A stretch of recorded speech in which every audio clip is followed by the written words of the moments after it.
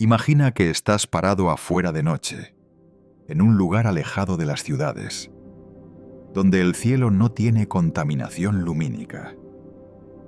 Levantas la vista y ves esa banda pálida, difusa, que atraviesa el firmamento de horizonte a horizonte. Millones de personas han visto exactamente eso a lo largo de toda la historia humana, y la mayoría ha llegado a la misma conclusión: que eso es la Vía Láctea, que eso es todo lo que hay. Esa imagen es incorrecta, no un poco incorrecta, fundamentalmente incorrecta. Lo que ves con tus ojos es apenas una fracción infinitesimal de una estructura que te rodea completamente, que se extiende cientos de miles de años luz por encima de tu cabeza y por debajo de tus pies, que contiene burbujas de energía del tamaño de galaxias enteras, que guarda dentro de sí los cadáveres de mundos que murieron hace 10.000 millones de años, y que en este preciso momento está enredada con las entrañas de otra galaxia que se acerca hacia la nuestra a más de 110 kilómetros por segundo. Lo que ves en el cielo es el disco de la Vía Láctea, sí. Pero lo que existe por encima y por debajo de ese disco es una realidad completamente distinta, una que la ciencia apenas está comenzando a descifrar, y que contradice casi todo lo que la mayoría de la gente asume sobre nuestra galaxia. Esto no es un video sobre estrellas bonitas en el cielo nocturno. Es un video sobre lo que realmente habita el espacio que te rodea. Hay una imagen mental que casi todo el mundo tiene de la Vía Láctea. Surge de las fotografías que circulan en libros de texto, en documentales y en redes sociales. Un disco espiral plano, elegante, con brazos curvados como los de un molinete cósmico. En esa imagen, las estrellas están distribuidas de manera relativamente uniforme dentro del disco. El Sol está ubicado en uno de esos brazos espirales a unos 26.000 años luz del centro, y fuera del disco hay básicamente nada. Oscuridad. Vacío. Es una imagen hermosa. También es profundamente engañosa. El problema no está en el disco. El disco existe y tiene exactamente la forma que muestran esas fotografías. El problema es lo que esa imagen omite completamente. Todo lo que existe alrededor del disco, por encima y por debajo de él, y que en volumen y masa supera con creces a todo lo que brilla dentro de esos elegantes brazos espirales. La Vía Láctea no es un disco plano flotando en el vacío. Es un disco plano sumergido dentro de una serie de estructuras concéntricas, cada una más grande, más antigua y más misteriosa que la anterior. Para entender por qué esta distinción importa, hay que abandonar completamente la perspectiva bidimensional con la que normalmente pensamos en las galaxias. Cuando vemos una fotografía de otra galaxia espiral desde afuera, podemos apreciar su disco, sus brazos, su núcleo. Pero nosotros estamos adentro. Estamos atrapados dentro del disco de nuestra propia galaxia, como si fuéramos una hormiga parada sobre una mesa de vidrio tratando de entender la forma de la mesa, mirando hacia los lados. Esta perspectiva interna ha sido uno de los obstáculos más frustrantes de la astronomía durante décadas, y ha permitido que enormes estructuras que nos rodean permanezcan invisibles a nuestra comprensión durante generaciones enteras. El disco delgado de la Vía Láctea tiene aproximadamente 100.000 años luz de diámetro y entre 1.000 y 2.000 años luz de grosor. Dentro de ese disco viven la inmensa mayoría de las estrellas que conocemos, incluyendo el Sol.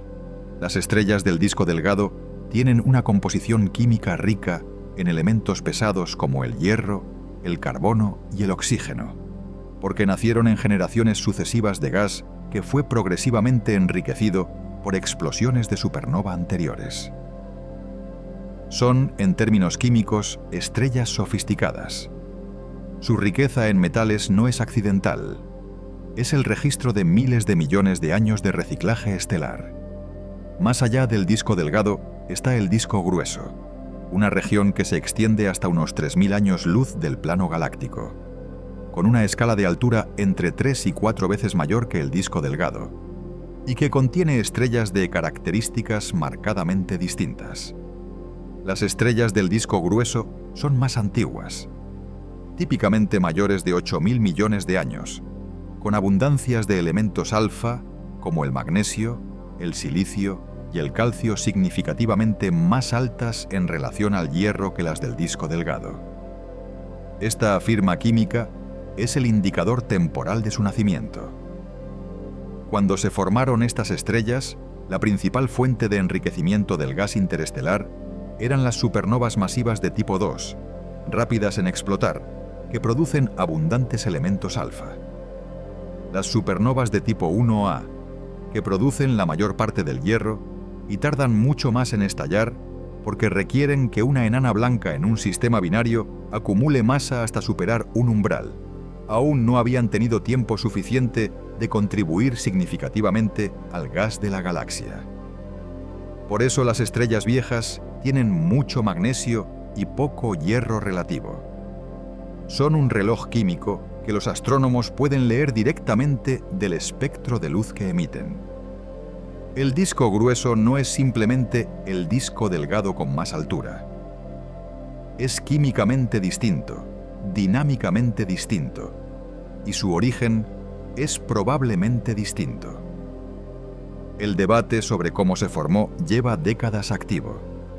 La hipótesis más aceptada actualmente, respaldada por simulaciones numéricas publicadas en 2026 por Ming-Chi Deng y sus colegas de la Universidad de la Academia de Ciencias de China, usando el código GIZMO, propone que la colisión con Gaia Sausage Enceladus hace 10.000 millones de años fue el evento que calentó gravitacionalmente las estrellas del disco delgado primitivo, elevando sus órbitas y creando el disco grueso. El mismo impacto que añadió la mitad de las estrellas del halo a nuestra galaxia también cambió la geometría de todo el disco. Nada en la estructura de la Vía Láctea quedó intacto después de esa colisión. Por encima del disco grueso, a altitudes de entre 1 y 5 kiloparsecs, las estrellas del disco grueso dominan la densidad estelar. Más arriba de esa frontera, la densidad cae drásticamente y comenzamos a entrar en el halo estelar. Pero antes de llegar ahí, hay algo más que debes saber sobre el disco mismo. No es plano. No ha sido plano desde que tenemos la capacidad de medirlo con precisión. Desde la década de 1950, los astrónomos saben que el disco de la Vía Láctea está combado, doblado ligeramente hacia arriba en un lado y hacia abajo en el otro, como si un gigante invisible lo hubiera sujetado por el centro y lo hubiera retorcido con suavidad. Este fenómeno, conocido como el warp galáctico o curvatura del disco, es visible en las observaciones de hidrógeno neutro que se extienden hasta 52.000 años luz del centro galáctico y más allá. En esas regiones externas, el plano galáctico se eleva varios miles de años luz por encima de la posición media en el lado norte y se hunde en el lado sur, creando una forma que en corte transversal recuerda a una hoja de papel ligeramente doblada. Muchas otras galaxias espirales también están combadas, y se ha estimado que al menos la mitad de todas las galaxias de disco en el universo presentan alguna forma de deformación. Datos del satélite Gaia publicados en 2020 por el equipo liderado por Eloisa Poggio del Observatorio Astrofísico de Turín confirmaron algo que había sido especulado pero no demostrado. La curvatura no solo existe, sino que se mueve. Específicamente, precesa, es decir, que rota lentamente alrededor del centro galáctico, al igual que el eje de un trompo que gira. La tasa de precesión medida es de entre 10 y 14 km por segundo por kiloparsec en la dirección del sentido de rotación del disco. lo que implica que la curvatura completa una vuelta alrededor del centro galáctico en aproximadamente 600 a 700 millones de años. El Sol, para comparar, completa una órbita alrededor del centro galáctico en aproximadamente 220 millones de años. La curvatura precesa más despacio que las estrellas. Pero el dato realmente desconcertante no es la velocidad de la precesión, sino su dirección y magnitud.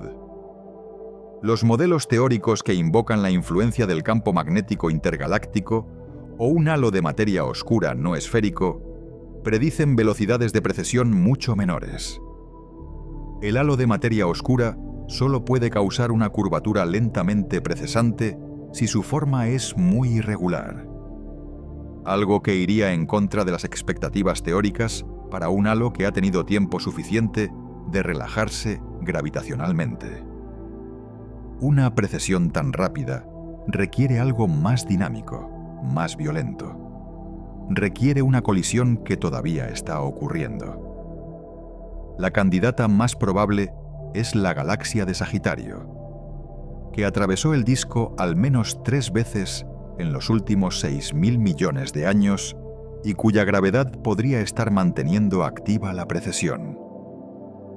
Una investigación de 2026, usando simulaciones numéricas del código Gadget, propone además que la propia colisión con Gaia Sausage Enceladus pudo haber iniciado este movimiento de bamboleo hace 10.000 millones de años, y que el disco todavía sigue respondiendo a ese impacto. El disco que vemos como una banda de luz tranquila en el cielo nocturno es en realidad una estructura en movimiento activo, bamboleándose lentamente como consecuencia de colisiones pasadas y presentes, marcado químicamente con el registro de miles de millones de años de explosiones estelares y fusiones galácticas. Y es solo la capa más superficial de una estructura mucho más grande y mucho más extraña. Lo que existe por encima y por debajo de ese disco ya ha empezado a mostrarse diferente. Sal del disco grueso. Sube 3.000, 5.000, 10.000 años luz por encima del plano galáctico. Ahí, en ese espacio aparentemente vacío, donde no debería haber casi nada, empieza a aparecer algo extraordinario. Estrellas solitarias, separadas entre sí por distancias inmensas, orbitando la Vía Láctea en trayectorias caóticas que no tienen nada que ver con el movimiento ordenado y circular de las estrellas del disco. Bienvenido al halo estelar. El halo estelar de la Vía Láctea es una estructura esférica que se extiende aproximadamente 300.000 años luz hacia todas las direcciones desde el centro de nuestra galaxia. Para poner esto en perspectiva, el disco visible tiene 100.000 años luz de diámetro, y el halo lo rodea con un radio 3 veces mayor. Es una región que por definición se extiende decenas de miles de años luz por encima y por debajo del plano en que vivimos. Y a pesar de su tamaño colosal, el halo estelar contiene aproximadamente solo el 1% de toda la masa estelar de la galaxia. Las estrellas que lo componen están tan dispersas, tan separadas unas de otras, que si pudieras estar parado en una de ellas, el cielo nocturno se vería espantosamente vacío, comparado con lo que vemos desde la Tierra. Es una estructura que en términos de escala es enorme, y en términos de densidad es casi nada. ¿De dónde vienen esas estrellas? Aquí es donde la historia se vuelve verdaderamente extraordinaria. La mayoría de las estrellas del halo no nacieron en la Vía Láctea. Son sobrevivientes. Son los restos dispersos de galaxias más pequeñas que chocaron con la nuestra hace miles de millones de años y fueron literalmente destrozadas por la gravedad. No es una metáfora. Es un proceso físico real y violento en el que la diferencia de fuerza gravitacional entre el lado de una galaxia pequeña más cercano a la Vía Láctea y el lado más lejano es tan grande que la galaxia se estira como si fuera de goma. Se rompe en filamentos. Y eventualmente sus estrellas quedan dispersadas por toda la región del halo. Los astrónomos llaman a estas estructuras elongadas corrientes de mareas o corrientes estelares, y la Vía Láctea está literalmente rodeada de ellas, como si llevara en el cuerpo las cicatrices de todas las peleas que ha ganado a lo largo de sus 13.000 millones de años de historia. La corriente de mareas más espectacular que conocemos está asociada a la galaxia enana de Sagitario. Descubierta en 1994, la galaxia de Sagitario orbita la Vía Láctea a unos 50.000 años luz del centro galáctico, en el lado opuesto al Sol. Es tan pequeña que tiene apenas unas decenas de millones de estrellas, unas 10.000 veces menos que la Vía Láctea. Y sin embargo, la fuerza de marea de nuestra galaxia la está despedazando activamente. La galaxia de Sagitario ha atravesado el disco de la Vía Láctea al menos 3 veces. La primera hace aproximadamente 5 o 6.000 millones de años. La segunda hace unos 2.000 millones de años. Y la tercera hace aproximadamente 1.000 millones de años. Cada vez que lo hace, deja un rastro de estrellas arrancadas que se extiende en arcos alrededor de toda la galaxia, tanto por encima como por debajo del plano galáctico. La corriente de Sagitario tiene un ancho de unos 20.000 años luz, una fracción sustancial del diámetro del propio disco de la Vía Láctea, y envuelve la galaxia en un bucle que se detecta en todas las direcciones del cielo. Pero las colisiones de Sagitario no solo añaden estrellas al halo. Tienen una consecuencia que nadie esperaba y que toca algo muy cercano a nosotros. En mayo de 2020, un equipo del Instituto de Astrofísica de Canarias, liderado por Tomás Ruiz Lara, publicó en Nature Astronomy un análisis de los datos del satélite Gaia que reveló 3 períodos de formación estelar acelerada en la Vía Láctea, correspondientes a picos hace aproximadamente 5,7 mil millones, 1,9 mil millones y 1.000 millones de años. Esos 3 picos coinciden exactamente con los 3 momentos en que Sagitario atravesó el disco galáctico. Cuando la galaxia enana penetra el disco, sus efectos gravitacionales disturban el gas y el polvo interestelar, creando ondas de compresión que colapsan nubes de gas que de otra manera habrían permanecido estables por millones de años más. El primer impacto de Sagitario, el que ocurrió hace 5,7 mil millones de años, coincide con la época en que se formó el Sol. Carme Gallard, coautora del estudio, formuló la posibilidad con precisión cuidadosa. El Sol se formó en el momento en que estrellas estaban naciendo en la Vía Láctea como resultado del primer paso de Sagitario. No se puede probar que la nube de polvo y gas particular que dio origen al Sol colapsó directamente por efecto de Sagitario. Pero es un escenario posible porque la edad del Sol es consistente con una estrella formada como resultado del efecto de Sagitario. En otras palabras, sin la colisión de una galaxia enana con nuestra galaxia, quizás el Sol nunca habría nacido. Y si el Sol no hubiera nacido, tú no estarías aquí leyendo esto. El halo, el espacio aparentemente vacío por encima y por debajo del disco, es el lugar donde las consecuencias de esas colisiones se escriben y se leen durante miles de millones de años. Y todavía no hemos visto toda la escritura. El satélite Gaia de la Agencia Espacial Europea, lanzado en diciembre de 2013, ha mapeado las posiciones, distancias y velocidades de más de 1.000 millones de estrellas con una precisión sin precedentes. Antes de Gaia conocíamos menos de una docena de corrientes estelares alrededor de la Vía Láctea. Después de Gaia, ese número creció a más de 100. un aumento de un orden de magnitud entero en el número de estructuras identificadas, en estructuras que habían estado ahí todo el tiempo, sin que tuviéramos los medios para verlas. Cada una de esas corrientes es el fantasma de algo que fue devorado. El proceso es siempre el mismo. Una galaxia enana o un cúmulo globular orbita la Vía Láctea. La gravedad de nuestra galaxia, mayor y más masiva, ejerce una fuerza poisa de marea sobre el objeto en órbita. Las estrellas en el lado del objeto más cercano a la Vía Láctea sienten una atracción gravitacional ligeramente mayor que las estrellas del lado más lejano. Esa diferencia de fuerzas estira el objeto, primero en una elipse alargada, luego en un filamento, finalmente en dos arcos de estrellas que se extienden por delante y por detrás de la órbita del progenitor. Con el tiempo, el objeto progenitor desaparece y lo que queda es una corriente de estrellas que traza una órbita alrededor de la galaxia como el fantasma de una trayectoria que ya nadie recorre. La corriente de mareas más espectacular que conocemos está asociada a la galaxia enana de Sagitario.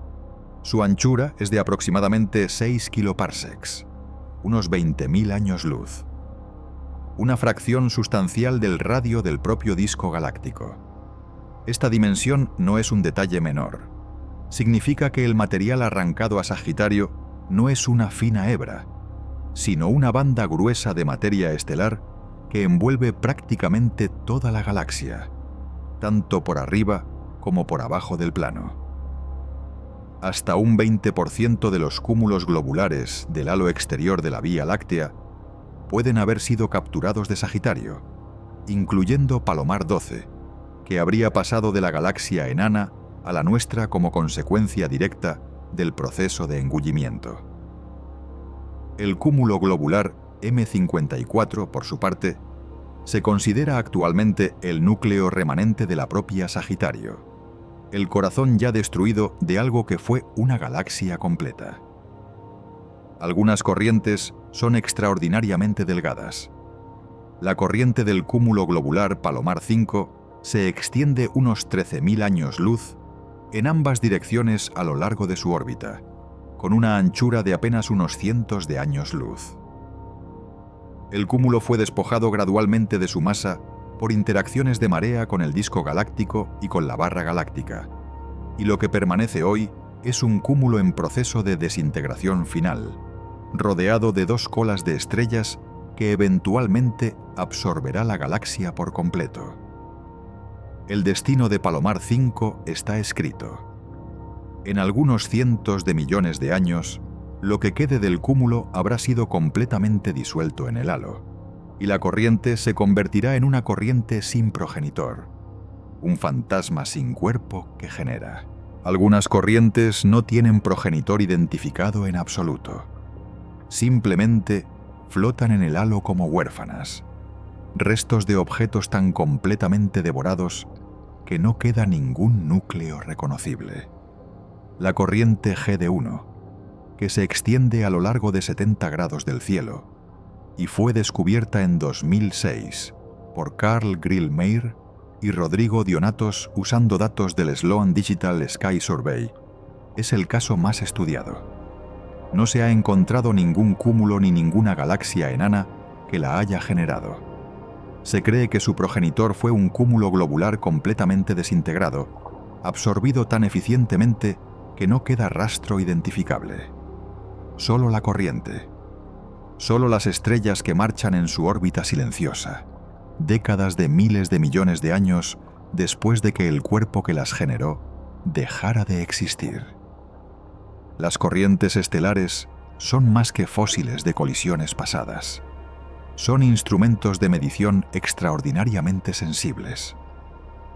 Una corriente estelar, una vez formada, sigue la trayectoria dictada por el campo gravitacional total de todo lo que hay alrededor, incluyendo la materia oscura. Si hay grumos de materia oscura dentro del halo, subhalos de materia oscura predichos por los modelos cosmológicos estándar, pasarán cerca de las corrientes y dejarán brechas o distorsiones en su estructura. La mecánica es comparable a lo que ocurre cuando una ola marina pasa cerca de una formación de barcos alineados. Los que están más cerca de la ola son empujados ligeramente fuera de la fila, dejando una irregularidad que denuncia el paso de algo que no se puede ver directamente. En 2019, un equipo liderado por Anna Bonacca del Center for Astrophysics de Harvard analizó la corriente GE D1 en datos de Gaia y encontró exactamente ese tipo de irregularidad.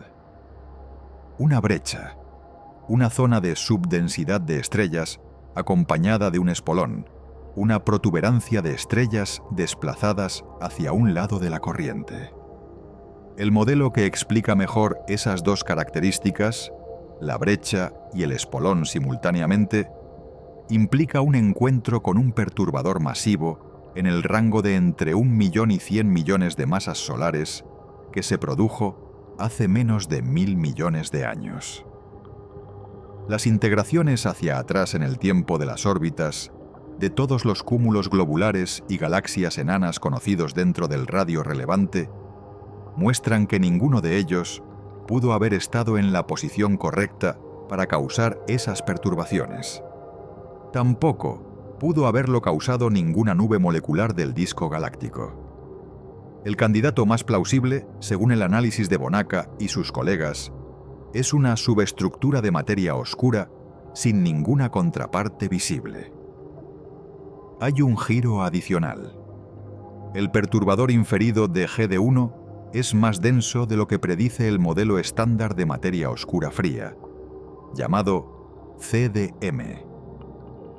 Las simulaciones cosmológicas estándar generan subhalos de materia oscura que deberían tener densidades significativamente menores que lo que requiere el perturbador de GE de 1, 2 o 3 sigmas por debajo de lo inferido. En 2025, un equipo de la Universidad de California en Riverside, liderado por el profesor Haibo Yu, publicó en el Astrophysical Journal Letters simulaciones que muestran que un subhalo de materia oscura autointeractuante, un tipo de materia oscura cuyos componentes pueden intercambiar energía entre sí, podría colapsar gravitacionalmente hasta alcanzar densidades centrales un orden de magnitud mayores que sus equivalentes de CDM. Un subhalo así de colapsado sería exactamente lo suficientemente denso para producir las perturbaciones observadas en GD1. Si este análisis es correcto, la corriente GCD1 no es solo un indicador de la existencia de subhalos de materia oscura. Es una sonda de las propiedades físicas internas de la materia oscura misma. Una forma de distinguir entre los diferentes modelos que proponen naturalezas distintas para la partícula oscura. Y toda esa información está codificada en un arco de estrellas que nació de la muerte de un cúmulo globular que ya no existe, rastreando su órbita silenciosa a decenas de miles de años luz por encima y por debajo del plano galáctico. El halo escribe la historia en corrientes. Cada perturbación es una firma. Cada brecha es un dato. Y hay más de 100 de estas corrientes ahora catalogadas. Cada una esperando que alguien tenga los instrumentos para leer lo que tienen escrito. Y lo que tienen escrito cambia todo lo que pensábamos saber sobre la materia oscura. Durante décadas, los astrónomos asumieron que el halo estelar de la Vía Láctea tenía una forma relativamente simple. La expectativa teórica era un halo aproximadamente esférico, quizá ligeramente aplanado hacia el plano galáctico, pero en esencia redondo, homogéneo, simétrico. Era la forma más lógica que podría adoptar una estructura formada por estrellas distribuidas al azar producto de múltiples colisiones a lo largo de miles de millones de años. Eventualmente, con el tiempo suficiente, los efectos gravitacionales deberían haber suavizado cualquier irregularidad inicial y producido algo parecido a una bola perfecta. No fue así. En noviembre de 2022, un equipo del Center for Astrophysics de Harvard y Smithsonian publicó en The Astronomical Journal un análisis sin precedentes de la forma del halo estelar.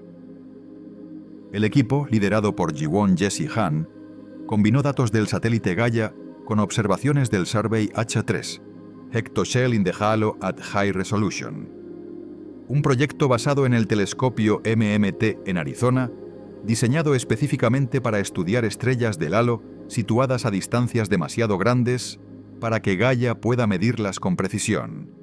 El resultado fue tan inesperado que tardó en ser completamente asimilado por la comunidad astronómica. El halo estelar no es esférico. No es un balón de fútbol. Es un elipsoide triaxial, técnicamente una forma en 3 dimensiones, donde los 3 ejes tienen longitudes distintas, que se asemeja más a un balón de rugby que a una esfera. Pero la sorpresa no termina en la forma. El eje principal de esa elipse está inclinado aproximadamente 25 grados con respecto al plano galáctico. Esto significa que el halo estelar no está alineado simétricamente con el disco en el que vivimos. Está torcido, está ladeado. La implicación inmediata es clara. La colisión con Gaia Sausage Enceladus no ocurrió en un ángulo perpendicular al plano galáctico. La galaxia enana se aproximó desde un ángulo, en una órbita retrógrada inclinada unos 30 grados. Golpeó de forma oblicua, y el halo todavía lleva la marca de ese impacto miles de millones de años después. Los estudios de simulación publicados en Astronomy and Astrophysics por Amina Helmi de la Universidad de Groninga, quien fue parte del equipo que originalmente identificó el GSE, confirmaron que la geometría de la colisión implicaba una órbita de ese tipo, una galaxia enana con forma de disco plano que se aproximó en una trayectoria retrógrada inclinada, siendo despedazada gradualmente mientras cada pasaje por las regiones internas de la Vía Láctea le arrancaba más estrellas. Charlie Conroy, coautor del estudio de 2022 y profesor de astronomía de Harvard, fue directo al señalar la consecuencia más importante. La forma del halo estelar sugiere fuertemente que el halo de materia oscura subyacente también está inclinado. Y la materia oscura, como veremos más adelante, es la mayor parte de todo lo que existe en esa región. En principio, con el tiempo suficiente, la dinámica gravitacional debería haber borrado esa inclinación y redistribuido las estrellas hasta adoptar una configuración más simétrica. El hecho de que el halo todavía esté inclinado después de 8 a 11.000 millones de años sugiere que algo lo está manteniendo fuera de equilibrio. Y la única cosa con suficiente influencia gravitacional para lograrlo es el halo de materia oscura que lo envuelve, si ese halo de materia oscura también está inclinado. Esta deducción tiene consecuencias que van mucho más allá de la astronomía descriptiva. Los detectores de materia oscura que operan actualmente en laboratorios subterráneos en todo el mundo están diseñados para capturar el raro evento en que una partícula de materia oscura interactúa con la materia ordinaria.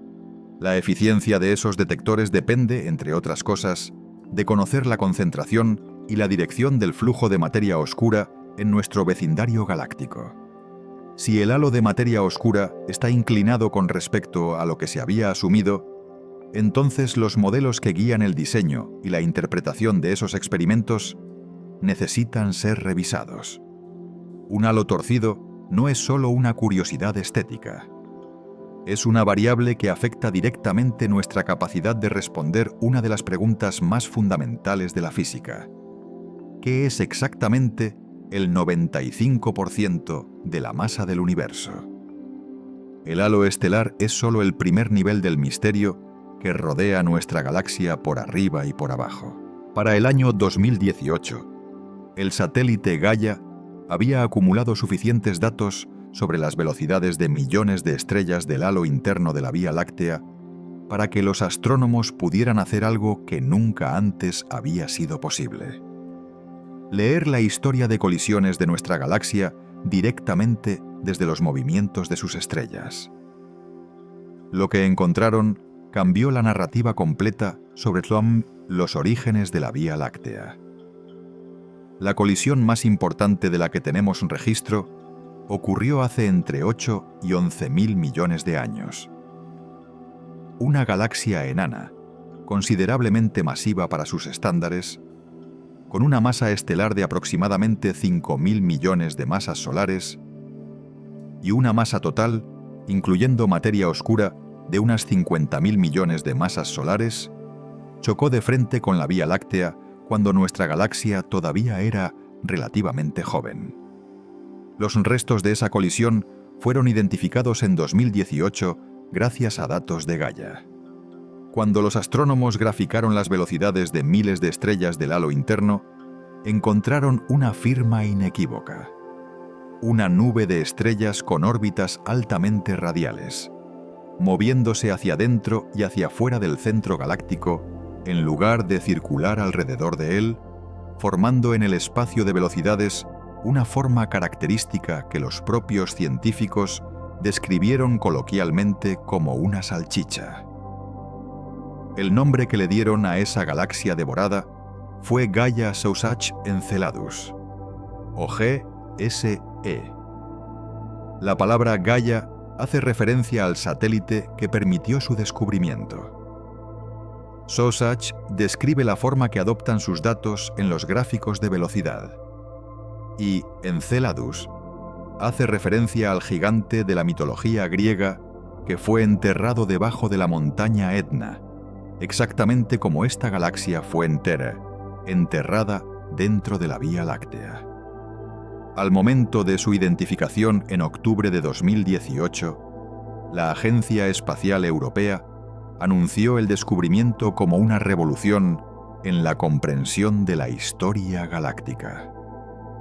Según el equipo del Center for Astrophysics, liderado por Rohan Naidu y Charlie Conroy, aproximadamente el 50% de las estrellas que hoy habitan el halo estelar de la Vía Láctea descienden de esa única galaxia destruida. Y no solo eso. Cerca del 20% de la materia oscura del halo de la Vía Láctea también tiene su origen en esa colisión. GSE no llegó sola. Trajo consigo al menos 8 cúmulos globulares que se incorporaron a la población de cúmulos del halo de la Vía Láctea, entre ellos Messier 2, Messier 79, NGC 1851 y NGC 5286. El impacto de GSE también fue lo suficientemente violento como para calentar las estrellas del disco, lanzando a muchas de ellas a órbitas más inclinadas y contribuyendo a la formación del disco grueso galáctico. Pero la historia de las colisiones no termina con Gaia Sausage Enceladus. Datos más recientes del satélite Gaia sugieren que una segunda colisión importante pudo haber ocurrido hace apenas unos 2.700 millones de años, mucho más recientemente de lo que los astrónomos esperaban. Las arrugas de estrellas observadas en el halo interior, estructuras que solo conservan su forma nítida durante periodos relativamente cortos antes de suavizarse por efectos dinámicos, apuntan a un evento que la ESA ha llamado provisionalmente la fusión radial de Virgo. Si esto se confirma con investigaciones adicionales, significa que nuestra galaxia estuvo involucrada en una colisión directa con otra galaxia enana en un momento en que en la Tierra ya existían organismos eucariotas, que los océanos ya cubrían la mayor parte del planeta, y que los procariotas llevaban ya más de 1.000 millones de años siendo los dueños exclusivos de la biosfera. La violencia no es un estado excepcional de la vida de una galaxia, es su condición normal. El 9 de noviembre de 2010, la NASA convocó una conferencia de prensa para anunciar lo que describieron como una estructura gigantesca y previamente desconocida en nuestra galaxia.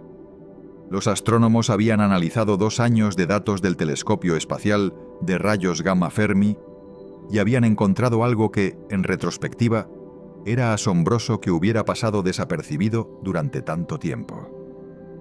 Emergiendo del centro galáctico, extendiéndose 25.000 años luz hacia arriba y 25.000 años luz hacia abajo del plano de la Vía Láctea, había dos estructuras colosales con forma de burbujas. Cada una era por sí misma más grande que la distancia que separa al Sol del centro galáctico. Juntas formaban una figura en forma de reloj de arena, simétrica, con bordes sorprendentemente bien definidos para algo de ese tamaño, brillando intensamente en rayos gamma, la forma de luz más energética del universo. Las llamaron las burbujas de Fermi. La primera reacción de muchos en la comunidad científica fue de incredulidad pura. Estas estructuras se extienden 50 grados hacia el norte y 50 grados hacia el sur desde el plano galáctico, cubriendo una porción enorme del cielo. No son visibles a simple vista porque emiten principalmente en rayos gamma, no en luz visible. Pero en términos de escala angular, si pudieras verlas, cubrirían una región del cielo varias veces más grande que la constelación de Orión. No son pequeñas, no son sutiles. Están ahí, enormes, en el centro mismo de nuestra galaxia, y las habíamos pasado por alto completamente, porque el resplandor difuso de otros rayos gamma procedentes del disco galáctico las ocultaba. Fue necesario procesar los datos con cuidado, sustraer el ruido de fondo conocido para que emergieran en todo su tamaño descomunal. Cada burbuja tiene aproximadamente 25.000 años luz de altura. El conjunto completo se extiende 50.000 años luz de extremo a extremo, aproximadamente la mitad del diámetro visible del disco de la Vía Láctea. Dentro de ellas, electrones moviéndose cerca de la velocidad de la luz chocan con fotones de baja energía y los aceleran hasta convertirlos en rayos gamma, en un proceso que los físicos llaman dispersión Compton inversa. Las burbujas tienen bordes notablemente bien definidos para estructuras tan grandes, lo que sugiere que no son simplemente gas difuso, sino estructuras delimitadas por ondas de choque activas. El contraste entre el interior de las burbujas y su entorno es abrupto, no gradual, lo que implica que existe una discontinuidad física real en esa frontera. La pregunta de su origen desencadenó uno de los debates más intensos de la astrofísica galáctica reciente, con dos hipótesis principales enfrentadas durante más de una década. La primera propone que las burbujas de Fermi son el resultado de una actividad pasada del agujero negro supermasivo Sagitario A estrella, que tiene una masa de 4 millones de masas solares y actualmente se encuentra en estado inactivo. En otras galaxias, los núcleos galácticos activos producen jets de partículas que inflan exactamente este tipo de estructuras en el halo. La segunda teoría señala que una explosión de formación estelar en el centro galáctico, con miles de supernovas ocurriendo en un periodo de tiempo relativamente corto, pudo haber generado vientos galácticos colectivos capaces de inflar las burbujas. En 2022, el equipo de Karen Yang, de la Universidad Nacional Tsinghua de Taiwán, y Mateusz Ruszkowski, de la Universidad de Michigan, publicó en Nature Astronomy simulaciones que combinaron por primera vez las burbujas de Fermi con las de Rosita dentro de un único modelo coherente. La clave del análisis está en la relación de tamaño entre las dos estructuras. Las burbujas de Rosita son aproximadamente el doble de grandes que las de Fermi y las envuelven completamente. Si ambas tuvieran el mismo origen, la energía y el tiempo de inyección necesarios para producir esa diferencia de escala deben ser coherentes. Los modelos de Starburst, que requieren periodos de inyección de energía de aproximadamente 10 millones de años, producen relaciones de tamaño inconsistentes con lo observado. El modelo de chorro del agujero negro, con un periodo de inyección de apenas unos 100.000 años, reproduce con mucha mayor fidelidad la morfología conjunta de ambas estructuras. El team también calculó que el chorro del agujero negro habría inyectado una energía total de entre 10 a la 56 y 10 a la 57 ergios, una cantidad que equivale a que el Sol irradiara toda su producción energética durante 100.000 millones de años en apenas unas decenas de miles de años.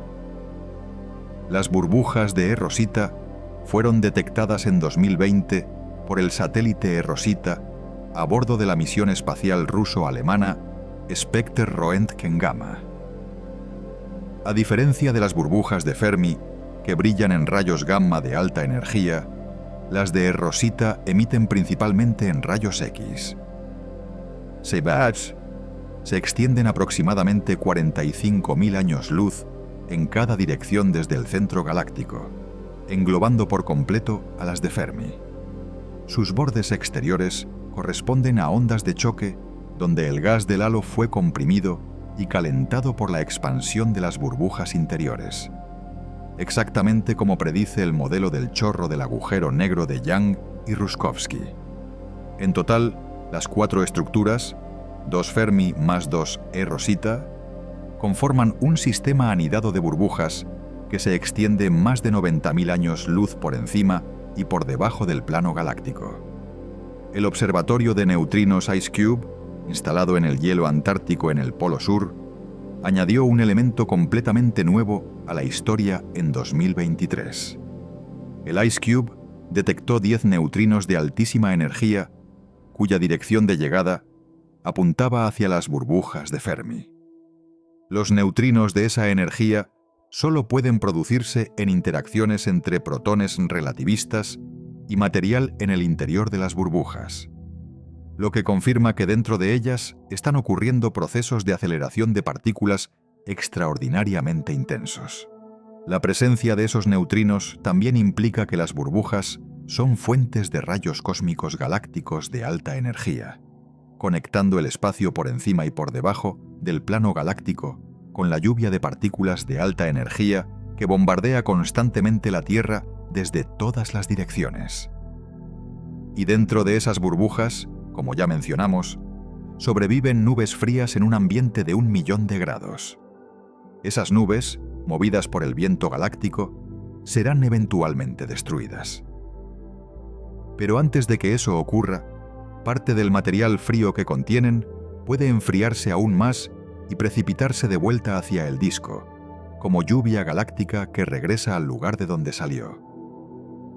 El ciclo de la materia entre el disco y el halo, entre lo caliente y lo frío, entre la galaxia visible y el espacio por encima y por debajo de ella, pasa por estas burbujas como a través de un corazón que late.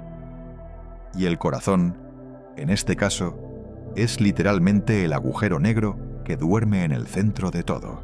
Imagina un volcán en plena erupción. El interior del cráter bañado en magma a miles de grados. Y ahí, flotando en medio del fuego, encontrarás cubos de hielo perfectamente intactos.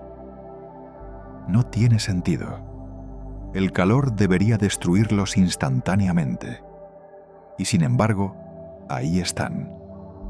Eso, en esencia, es lo que los astrónomos encontraron dentro de las burbujas de Fermi.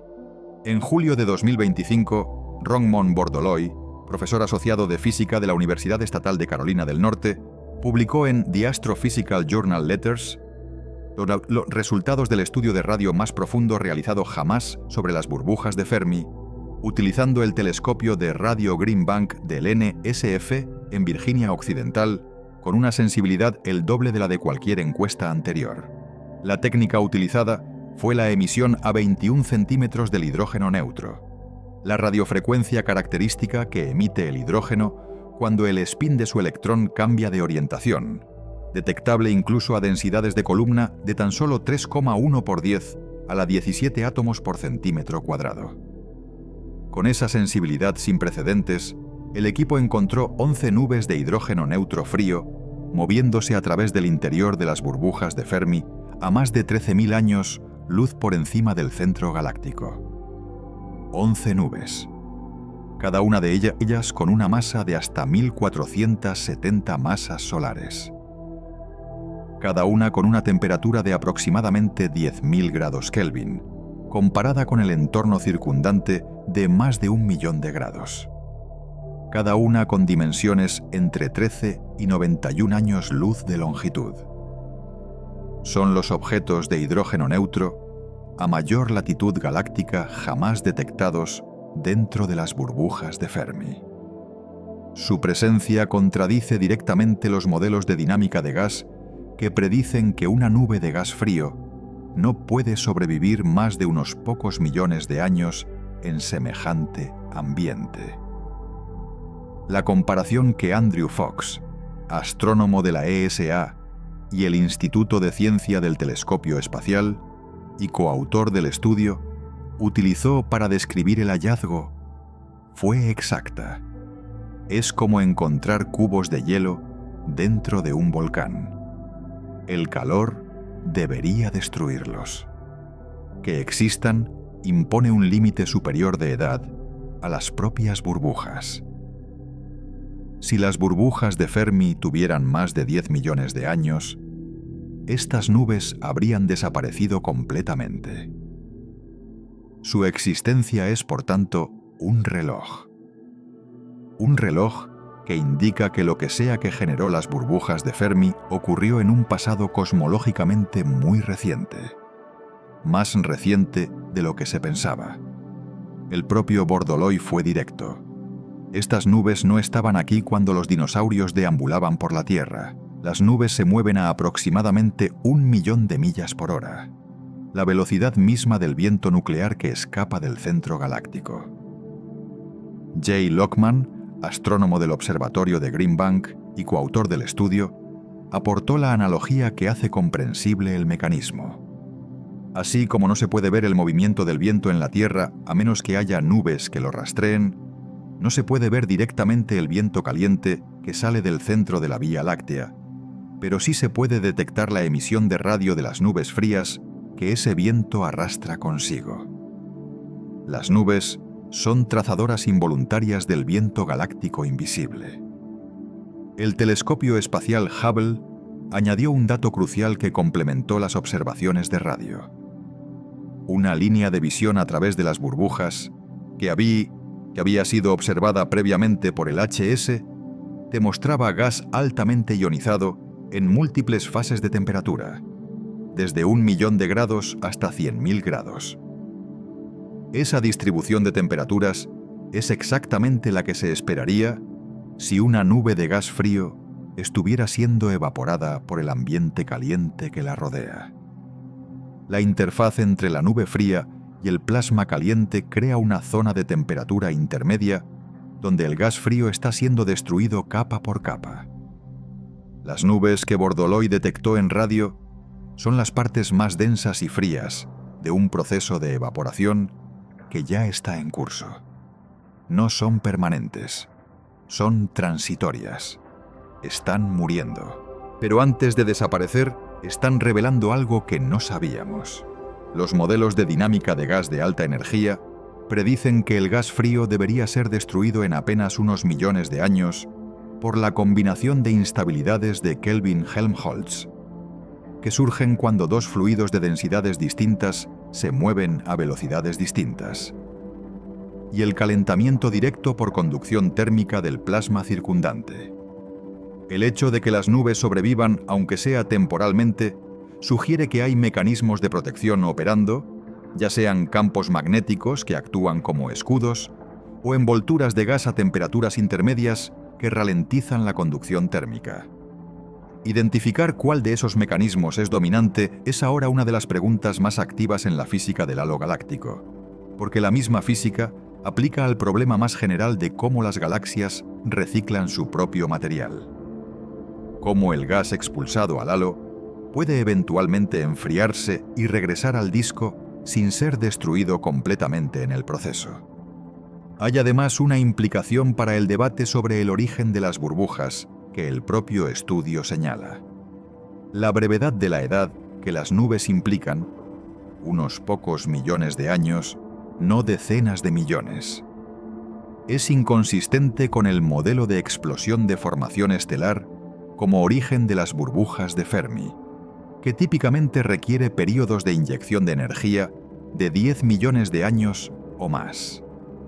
La escala temporal corta favorece el modelo del chorro del agujero negro. Una erupción súbita, breve e intensa de Sakyumase Sagitario. A estrella que infló las burbujas en poco tiempo y cuyo viento todavía arrastra estos fragmentos de gas frío hacia alturas galácticas sin precedentes. El halo galáctico es un lugar de extremos coexistentes, de violencias simultáneas, de estructuras frías sobreviviendo dentro de infiernos de plasma, de historias que se leen en objetos que están en proceso de desaparecer. Lo que esas nubes le dicen a la ciencia no se puede recuperar una vez que hayan sido destruidas. El tiempo corre. En septiembre de 2024, investigadores del Instituto Nacional de Astrofísica de Italia publicaron en la revista Nature Astronomy un descubrimiento que redefine la estructura del espacio por encima y por debajo de nuestra galaxia. Utilizando datos de más de 10 estudios del cielo completo, cubriendo frecuencias desde ondas de radio hasta rayos gamma, identificaron algo que no se había visto claramente antes: un halo magnético estructurado, coherente, extendiéndose más de 16.000 años luz por encima y por debajo del plano galáctico. No es que no supiéramos que existían campos magnéticos en el halo. Los campos magnéticos están en todas partes en el universo. Lo que no sabíamos es que el halo de la Vía Láctea alberga estructuras magnéticas organizadas a escala de kiloparsecs. Estructuras con formas coherentes y definidas, crestas, filamentos, que se extienden verticalmente desde el plano galáctico como columnas invisibles de magnetismo ordenado. He-Shou Zhang, primer autor del estudio y científico del INAF, describió los hallazgos como las primeras mediciones detalladas de los campos magnéticos en el halo de rayos X de la Vía Láctea. Las estructuras detectadas están espacialmente coincidentes con las burbujas de Rosita, estableciendo una conexión causal directa. El mismo proceso que infló las burbujas también creó y organizó los campos magnéticos del halo. Los electrones relativistas acelerados, cerca de la velocidad de la luz dentro de las burbujas, se mueven a lo largo de los campos magnéticos y producen emisión de radio polarizada. Esta polarización es la firma observacional que el equipo del INAF detectó. La luz de radio no oscila en todas las direcciones al azar, sino que tiene una orientación preferencial que delata la presencia de un campo magnético ordenado a lo largo de la línea de visión. El método utilizado para mapear el halo magnético fue un análisis de síntesis de rotación de Faraday, una técnica que utiliza el efecto por el cual los campos magnéticos rotan el plano de polarización de la radio. Emisión polarizada que los atraviesa. Al comparar la polarización de múltiples fuentes a distintas longitudes de onda y a distintas posiciones en el cielo, es posible reconstruir la distribución tridimensional del campo magnético con una precisión que ningún telescopio individual podría lograr. El estudio del INAF usó más de 10 encuestas de cielo completo que cubrían desde ondas de radio hasta rayos gamma, combinando datos del WMAP, del satélite Planck, del telescopio Fermi, del satélite E-Rosita y de varios radiotelescopios terrestres. La coherencia de los resultados a través de tan distintos instrumentos y longitudes de onda es lo que da robustez a las conclusiones. El mecanismo físico que conecta la formación estelar con el halo magnético opera a través del anillo de formación estelar al final de la barra galáctica, la región alargada de estrellas que atraviesa el centro de la Vía Láctea. A distancias de entre 10.000 y 16.000 años, luz del centro galáctico, ese anillo genera supernovas con suficiente frecuencia y concentración como para lanzar gas y plasma hacia el halo. En una escala de energía que las simulaciones habían predicho, pero que ninguna observación había confirmado con tal detalle. El plasma, cargado de partículas energéticas aceleradas por los choques de las supernovas, fluye verticalmente hacia el halo y arrastra consigo el campo magnético del disco, estirándolo y reorganizándolo en las estructuras coherentes que el equipo detectó. El campo magnético del halo no se genera en el halo. es el campo del disco que fue elevado y redistribuido por los flujos de material caliente. Gabriele Ponti, investigador del INAF y coautor del estudio, articuló la sorpresa central. Está bien establecido que una pequeña fracción de las galaxias activas puede lanzar flujos de materia, pero lo fascinante aquí es que la Vía Láctea, una galaxia quiescente como tantas otras, también puede expulsar flujos poderosos. Esta observación tiene alcance directo sobre cómo clasificamos las galaxias. Durante décadas, los astrónomos distinguieron entre galaxias activas, capaces de generar flujos galácticos potentes impulsados por agujeros negros activos o starbursts, y galaxias quietas como la nuestra. El halo magnético borra esa distinción. Incluso sin un agujero negro furioso, incluso sin una explosión de formación estelar, el metabolismo ordinario de una galaxia espiral normal puede generar estructuras magnéticas que se extienden decenas de miles de años luz verticalmente. Los campos magnéticos del halo tienen consecuencias físicas que van más allá de ser una señal de la actividad galáctica pasada. Son la infraestructura sobre la que viajan los rayos cósmicos.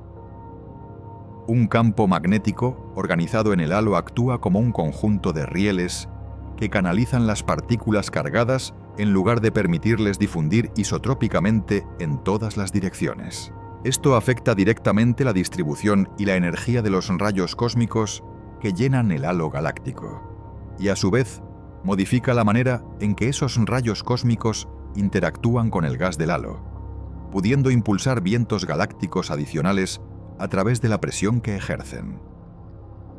La interacción entre campo magnético, rayos cósmicos y gas caliente en el halo no es una danza de tres actores independientes. Es un sistema acoplado donde cada componente modifica a los otros.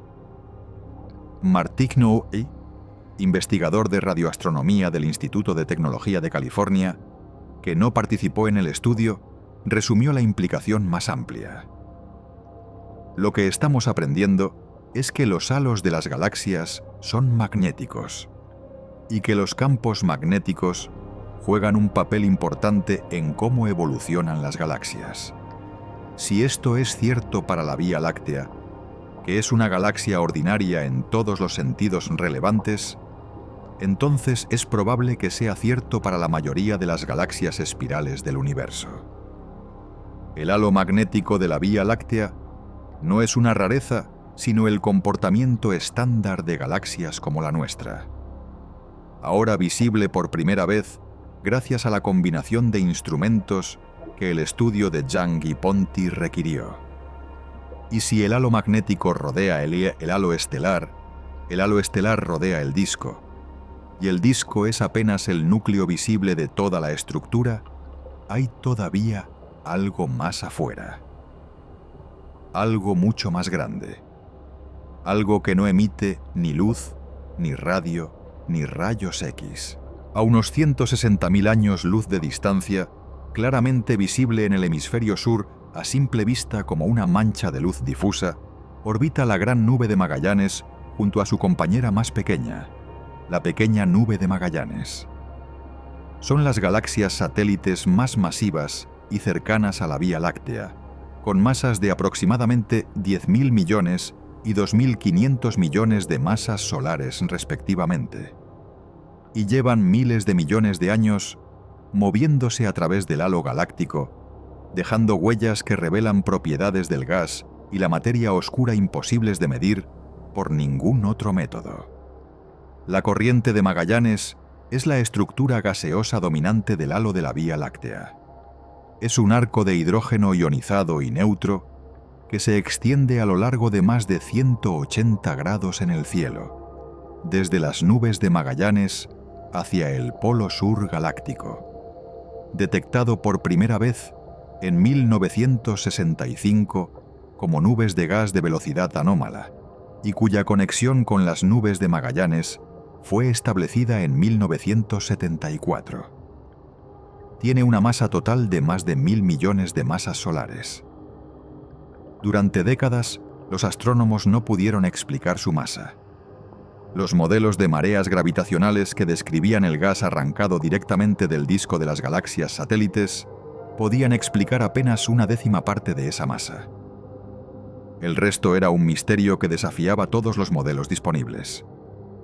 La solución llegó en 2021, cuando Scott Lucchini de la Universidad de Wisconsin-Madison y sus colaboradores demostraron que la corriente no está formada principalmente por material arrancado del interior visible de las nubes de Magallanes, sino por material extraído de sus propias coronas gaseosas, sus halos de gas caliente. Las nubes de Magallanes tienen sus propias atmósferas gaseosas. Y cuando comenzaron a orbitar la Vía Láctea, la presión de choque del halo galáctico, la misma fuerza aerodinámica que experimenta un objeto que vuela a través de un fluido, comenzó a erosionar esas coronas desde afuera hacia adentro. El material expulsado, compuesto casi exclusivamente de gas ionizado sin estrellas, forma la mayor parte de la corriente de Magallanes. Este modelo nuevo no solo explica la masa de la corriente, sino también su morfología filamentosa y la ausencia casi total de estrellas dentro de ella. Las consecuencias de esta explicación para el estudio del halo galáctico son directas y poderosas. Si el gas de la corriente proviene de las coronas de las nubes de Magallanes, y si la forma en que ese gas fue arrancado dependió de la densidad y la presión del halo gaseoso de la Vía Láctea, entonces la estructura de la corriente de Magallanes es una sonda natural de las propiedades del halo. Es como medir la viscosidad del agua observando cómo se deforma la estela de un bote que cruza un lago. El análisis de esa estela de gas permite calcular la densidad del halo caliente de la Vía Láctea con una precisión que ningún telescopio podría lograr simplemente observando el halo directamente. El satélite Hubble aportó en diciembre de 2024 un dato que ilustra la brutalidad del proceso. Observando la gran nube de Magallanes a través de la luz de 28 cuásares de fondo, el equipo de Sapna Mishra midió el tamaño remanente del halo gaseoso que rodea a la gran nube después de su encuentro más cercano con la Vía Láctea. El resultado fue sorprendente. Ese halo es aproximadamente 10 veces más pequeño de lo que debería ser para una galaxia de la masa de la gran nube. La mayor parte de la corona gaseosa de la gran nube fue soplada hacia el exterior por la presión del halo de la Vía Láctea durante el encuentro más reciente. Solo queda un remanente compacto. El halo de la Vía Láctea, al interactuar con la gran nube, le está quitando literalmente su atmósfera. Más allá del gas, las nubes de Magallanes dejan también huellas estelares. En 2019, usando datos de la primera liberación de Gaia EDER3, astrónomos de la Universidad de Cambridge, liderados por Vasily Belokurov, identificaron ríos de estrellas que conectan la gran nube con la pequeña nube de Magallanes a través del puente de Magallanes. Estas corrientes estelares, visibles tanto en la componente joven como en la vieja de la población estelar, revelan los detalles del proceso de interacción entre las dos nubes. El flujo de estrellas más antiguas sigue una trayectoria diferente al de las estrellas jóvenes, porque las estrellas, a diferencia del gas, no son afectadas por la presión del halo gaseoso. La separación entre las dos corrientes actúa como un medidor de la fuerza con que el halo de la Vía Láctea empuja sobre el material de las nubes de Magallanes. La gran nube de Magallanes tiene además una influencia gravitacional sobre la distribución de la materia oscura del halo que supera en importancia a casi cualquier otro objeto del vecindario galáctico. Al desplazarse a través del halo de materia oscura de la Vía Láctea, la gran nube arrastra una estela de materia oscura detrás de ella, una perturbación en la densidad del halo que los astrónomos de MD UIT identificaron y mapearon en 2021, usando la distribución de estrellas del halo exterior. Esa estela no es una curiosidad menor. Su presencia y forma permiten estimar la masa total del halo de materia oscura de la Vía Láctea con una precisión que no era posible antes, ya que el tamaño de la perturbación gravitacional creada por la gran nube depende directamente de la densidad del halo oscuro que la rodea. Los modelos que mejor reproducen la estela observada sugieren que la Gran Nube tiene una masa de alrededor de 1/5 de la de todo el halo de la Vía Láctea, lo que la convierte en el satélite más masivo conocido de nuestra galaxia por un margen considerable. Y hay una última dimensión de esta historia que resulta perturbadora cuando se mira en perspectiva temporal. La Gran Nube de Magallanes probablemente está realizando su primera órbita alrededor de la Vía Láctea, lo que significa que los efectos gravitacionales que ejerce sobre el disco galáctico son aún relativamente recientes en términos cosmológicos. A medida que continúa acercándose y la órbita se estrecha, sus perturbaciones sobre el disco y sobre el halo irán en aumento. En el futuro cosmológico, la Gran Nube colisionará con el disco de la Vía Láctea, desencadenando probablemente un episodio de formación estelar acelerada similar a los que Sagitario provocó en el pasado. El proceso de devoración comenzó en el halo, en esa región invisible y silenciosa, por encima y por debajo del plano galáctico. El desenlace visible ocurrirá en el disco, miles de millones de años en el futuro. La devoración no ha terminado. Avanza en este momento en el espacio por encima y por debajo de nosotros. Ahora estamos en el territorio donde la ciencia se vuelve más extraña y más honesta al mismo tiempo. Más extraña porque lo que habita las regiones más externas de lo que consideramos nuestra galaxia no es materia ordinaria. Más honesta porque los físicos son perfectamente directos al respecto. No sabemos qué es. El halo de materia oscura de la Vía Láctea es, con diferencia, la estructura más grande asociada a nuestra galaxia. Si el halo estelar visible se extiende unos 300.000 años luz en todas las direcciones, el halo de materia oscura se extiende aproximadamente 1.000.000 de años luz, según estimaciones de la NASA. 10 veces el diámetro del disco visible. Una esfera de material invisible cuya presencia solo conocemos a través de su efecto gravitacional sobre todo lo demás. La materia oscura no interactúa con la luz. No emite, no absorbe, no refleja radiación electromagnética de ningún tipo. La única razón por la que sabemos que está ahí es que la cantidad de materia visible no es suficiente para explicar cómo se comportan gravitacionalmente las galaxias. Las estrellas en los bordes del disco galáctico se mueven a velocidades que, si solo hubiera la masa visible, las lanzarían al espacio intergaláctico. El hecho de que no se escapen significa que algo las retiene.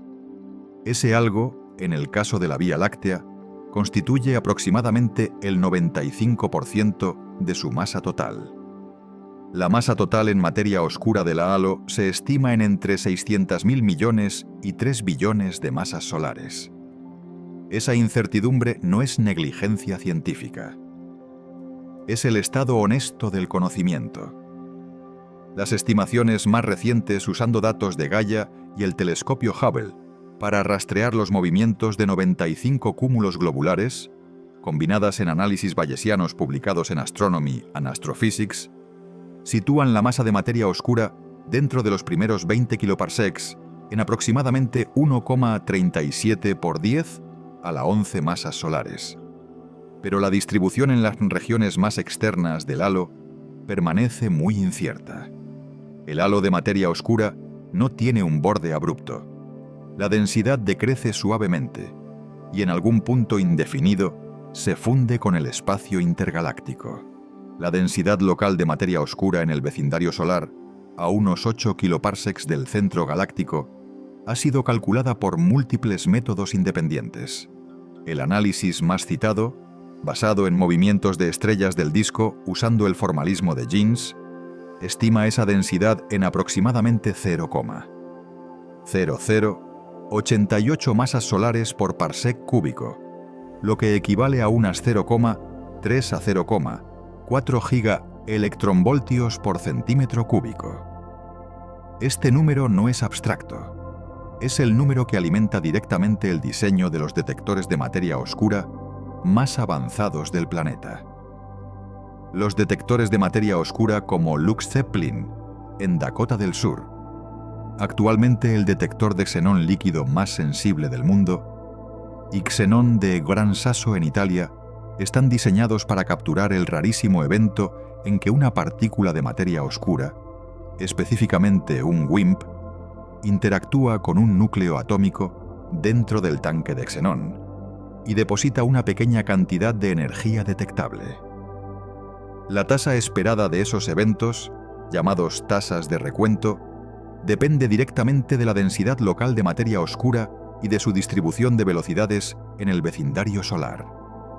El modelo estándar del halo, o SHM por sus siglas en inglés, asume que la materia oscura local sigue una distribución de velocidades de tipo Maxwell-Boltzmann, similar así a la de un gas en equilibrio térmico. Pero ese modelo es una simplificación. La Vía Láctea no es un sistema en equilibrio. Sus fusiones pasadas, especialmente Gaia-Sausage Enceladus, introdujeron material con distribuciones de velocidades muy distintas a las del halo difuso. En particular, las estrellas y la materia oscura asociadas a GSE tienen velocidades predominantemente radiales, con valores mucho mayores que los del halo ordinario. Un análisis publicado en 2025 en Physical Review Letters por un equipo que usó 99 galaxias análogas a la Vía Láctea. De la simulación TNG G50 demostró que la incertidumbre en la distribución de velocidades de la materia oscura local, incluyendo las contribuciones de componentes acretadas como GSEE, es comparable a la incertidumbre sistemática de los propios detectores como Lux Zeppelin. En otras palabras, afinar el conocimiento del halo galáctico mejora directamente la sensibilidad efectiva de los detectores de materia oscura en la Tierra. El halo de materia oscura no es perfectamente homogéneo. Los modelos cosmológicos de materia oscura fría predicen que debería estar poblado de subhalos, concentraciones más densas de materia oscura que no se incorporaron al cuerpo principal de la galaxia, sino que permanecen como grumos dentro del halo mayor.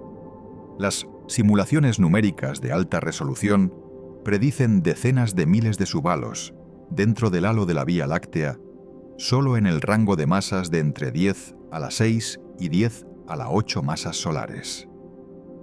Sin embargo, la Vía Láctea tiene solo unas pocas decenas de galaxias satélites observadas con esas masas. Esta discrepancia, conocida como el problema de los satélites faltantes, ha generado un debate de décadas.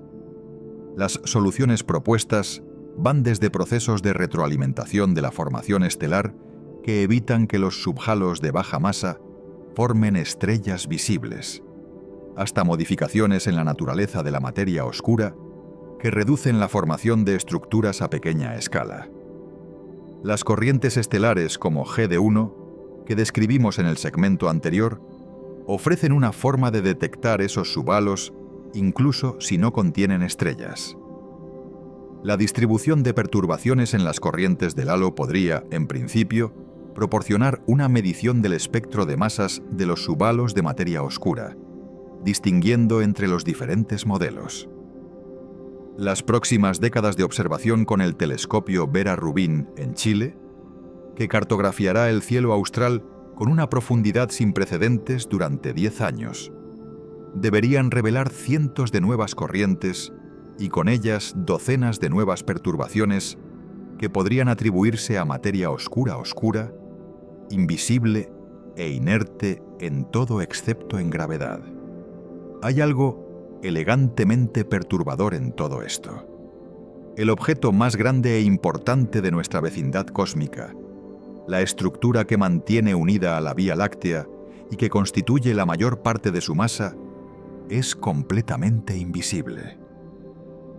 Todos los telescopios que hemos construido, todos los instrumentos que hemos lanzado al espacio, todas las observaciones que hemos realizado, nos muestran el disco, el halo estelar, las burbujas de energía. Pero el protagonista principal de la estructura, el armazón invisible que hace posible todo lo demás, no aparece directamente en ninguna imagen.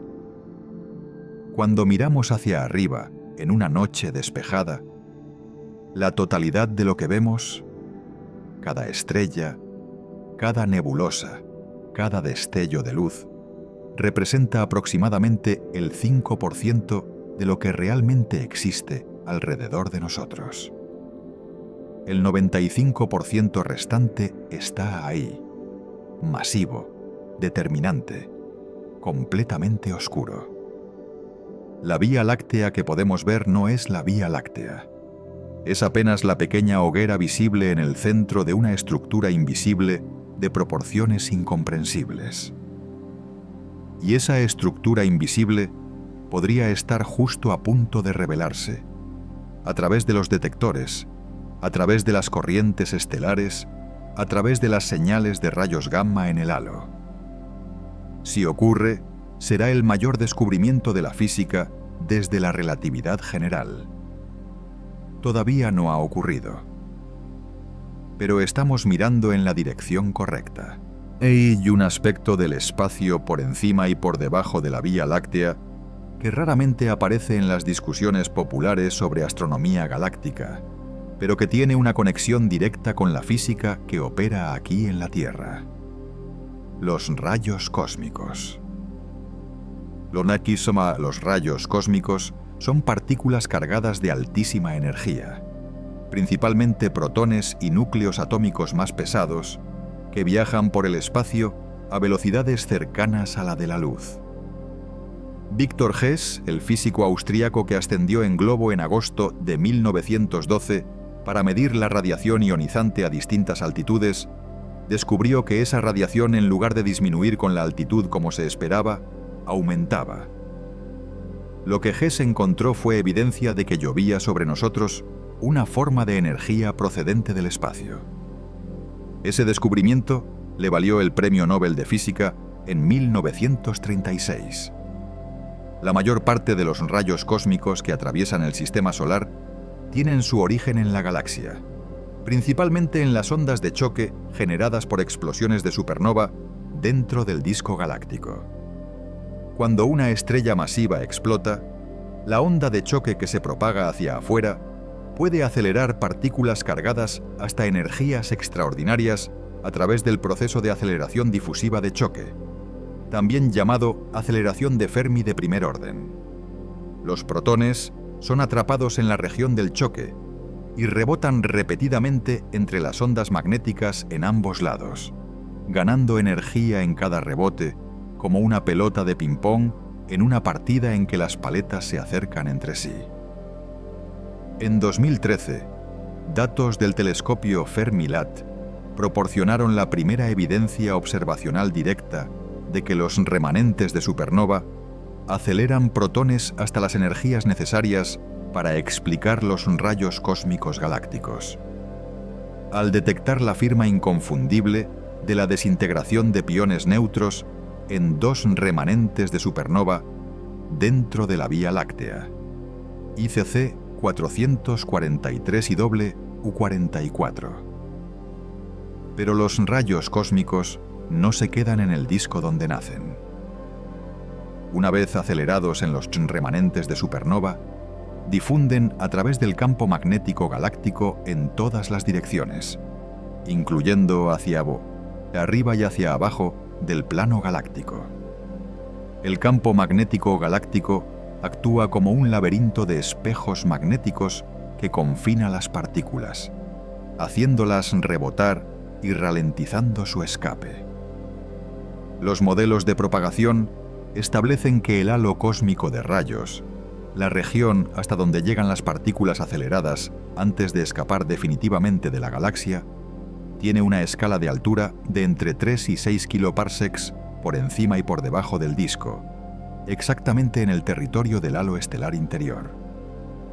Sin ese halo de confinamiento, los rayos cósmicos escaparían de la galaxia en apenas unos pocos miles de años.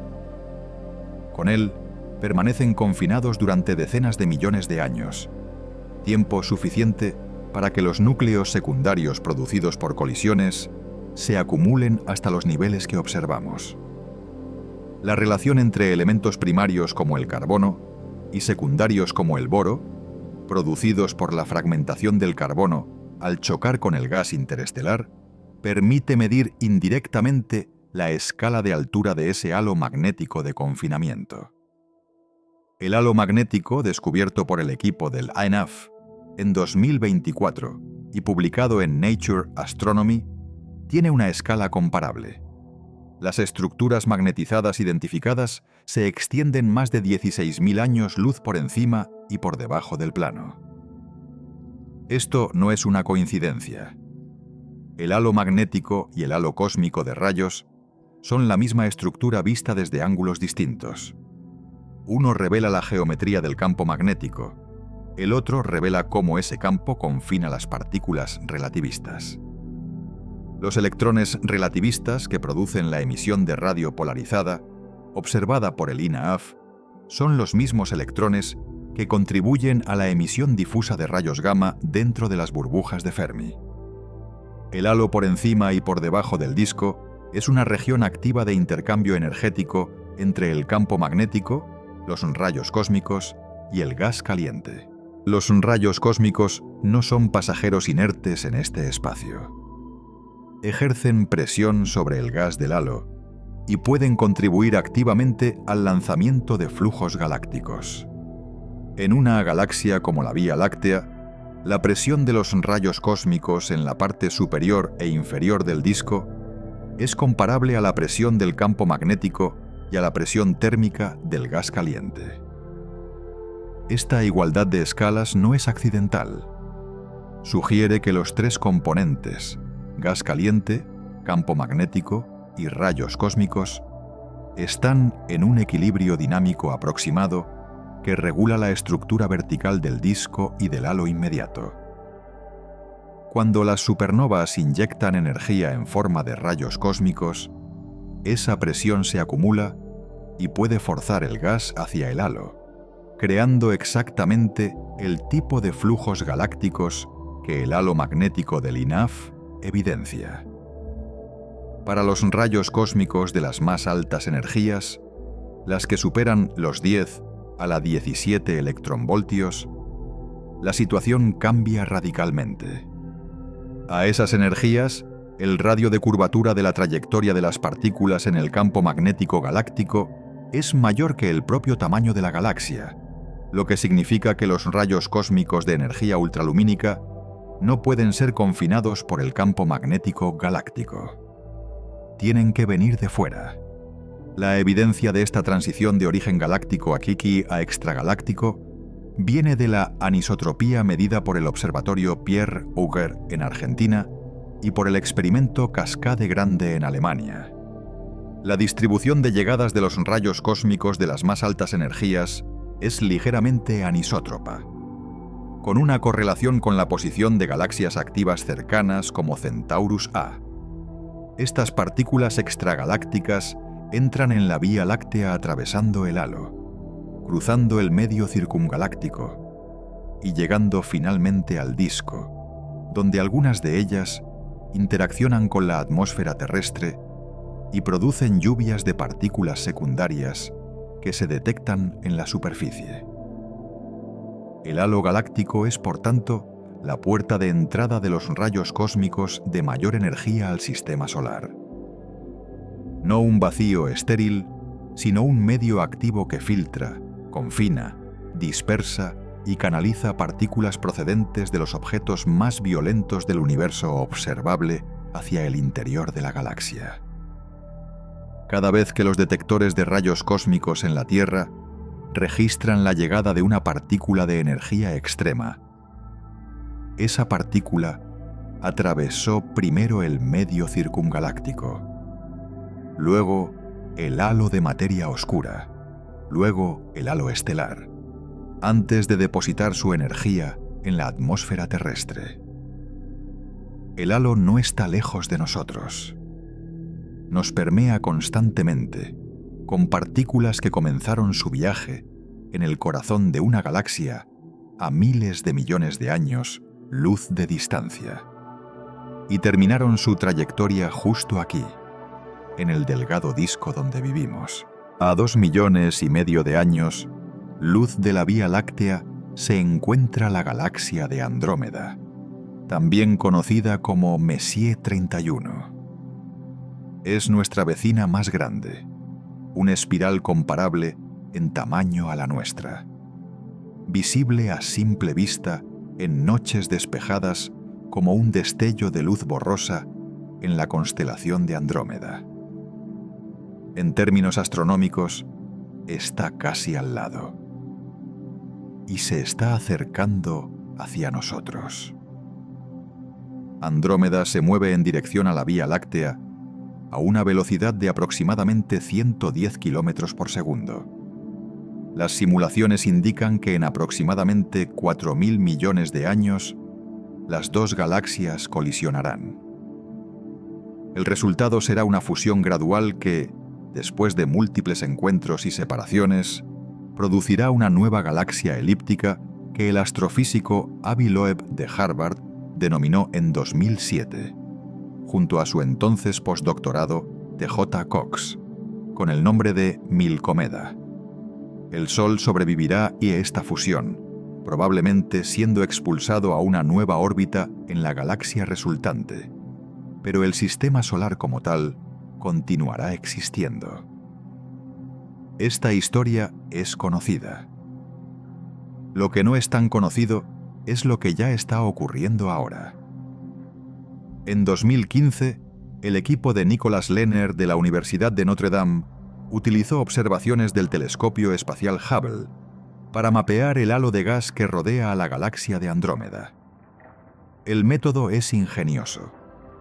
Como el halo de gas es invisible, el equipo buscó la huella que deja en la luz de 18 cuásares situados detrás de Andrómeda. Los cuásares son núcleos galácticos activos que brillan con una intensidad extraordinaria a distancias cosmológicas, actuando como faros cuya luz puede ser usada para iluminar el gas intergaláctico que se interpone en el camino. Al analizar cómo el gas del halo de Andrómeda absorbe selectivamente ciertas longitudes de onda de esa luz, el equipo pudo mapear su distribución con una precisión sin precedentes. Lo que encontraron fue asombroso en escala. El halo gaseoso de Andrómeda, su medio circungaláctico, se extiende entre 1,3 y 2 millones de años luz desde el centro de la galaxia. Si pudieras ver este halo a simple vista, aparecería en el cielo nocturno con un diámetro aproximadamente 100 veces el de la luna llena. Este halo contiene alrededor de la mitad de la masa de todas las estrellas de Andrómeda en forma de gas caliente y difuso, y está estructurado en dos capas. Una capa interna más turbulenta y compleja que se extiende hasta unos 500.000 años luz, y una capa exterior más suave y caliente que alcanza hasta casi 2 millones de años luz del centro. Esta cifra tiene una consecuencia directa para nuestra situación presente. Si el halo de Andrómeda se extiende hasta 2 millones de años luz y Andrómeda está a 2,5 millones de años luz de distancia, entonces los halos de gas de las dos galaxias ya están prácticamente en contacto. El astrofísico Avi Loeb señaló explícitamente que los halos de materia oscura de la Vía Láctea y Andrómeda, con aproximadamente 1 billón de masas solares cada uno, actualmente se están tocando, incluso mientras los núcleos de las dos galaxias todavía están separados por 2,5 millones de años luz. Los halos galácticos son la parte delantera de las galaxias. Se tocan antes de que las estrellas estén remotamente cerca. Y si los halos ya se están mezclando, eso significa que la colisión no es un evento futuro abstracto. En las capas más externas de lo que constituye nuestra galaxia, ya está ocurriendo. La fusión de dos de los halos de materia oscura más grandes del grupo local ha comenzado. Hay algo profundamente desconcertante en esta imagen. Miramos hacia Andrómeda y vemos un punto de luz pálido en el cielo. se siente distante, separado, ajeno. Pero en las regiones donde los halos de materia oscura y gas se extienden más allá de lo visible, las dos galaxias ya no están separadas. Ya son parte de un sistema interactuante, cuya fusión final es solo la conclusión inevitable de un proceso que comenzó mucho antes de que existiera ningún ser humano. Más allá del halo estelar, más allá de las burbujas de Fermi y de E Rosita, más allá de las estructuras magnéticas que el INAF mapeó en 2024, existe una región que no es exactamente la Vía Láctea y tampoco es exactamente el espacio intergaláctico. Los astrónomos la llaman el medio circungaláctico, o CGM por sus siglas en inglés. Es, en cierta forma, la atmósfera de la galaxia. El CGM es una región de gas difuso, caliente y enmarañado que rodea el disco y el halo de nuestra galaxia y se extiende potencialmente hasta el límite del halo de materia oscura. Su temperatura es altísima. En algunos lugares puede alcanzar millones de grados, pero su densidad es extraordinariamente baja, con apenas una fracción de átomo por centímetro cúbico. Para comparar, el aire que respiras contiene aproximadamente 27.000 billones de moléculas por centímetro cúbico. El CGM externo tiene en ese mismo volumen quizás una o dos partículas. Es uno de los vacíos más extremos que podemos concebir, y sin embargo tiene una masa comparable a la de todo el disco visible de la galaxia. El CGM es el lugar donde la galaxia intercambia materia con el universo que la rodea. Cuando el gas intergaláctico cae hacia la Vía Láctea, atraído por su gravedad, pasa primero por el CGM, donde se calienta, se mezcla con el material ya presente y eventualmente, si se enfría lo suficiente, cae hacia el disco donde puede formar nuevas estrellas.